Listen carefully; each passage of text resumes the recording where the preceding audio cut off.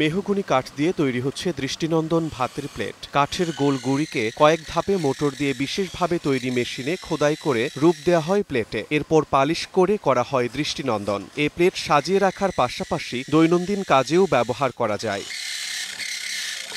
দক্ষ কারিগরদের হাতে তৈরি দৃষ্টিনন্দন এ প্লেট ইতিমধ্যে সাড়া ফেলেছে, বাড়ছে চাহিদাও। এর আগে আমরা হামাম দিস্তা, ফুলদানি, কুটির শিল্পের যত আইটেম এইগুলো তৈরি করতাম। এখন এই 1-1.5 মাস আগে আমরা এই কাঠের তৈরি প্লেটের অর্ডার পাইছি। চিটাগাং, চাঁপাইনবাবগঞ্জ এইসব দিক থেকে আমাদের অর্ডার আসছে। আমাদের মিস্ত্রি আছে 4-5 জন, এরা সবাই তৈরি করে। প্রতিদিন 1-150 পিস মাল তৈরি করা যায়।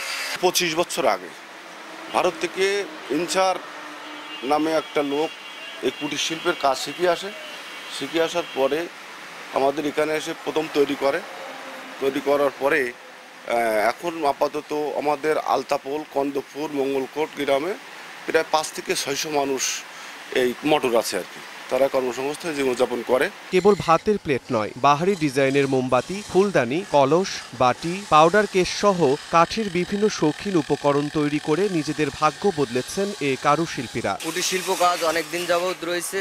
তো এই প্লেটের কাজটা মাসখানি অর্ডার পেয়েছে আমার মহাজন, মাসখানিক আমরা তৈরি করছি। অনেক ডিস্ট্রিক্টে চলে যায়।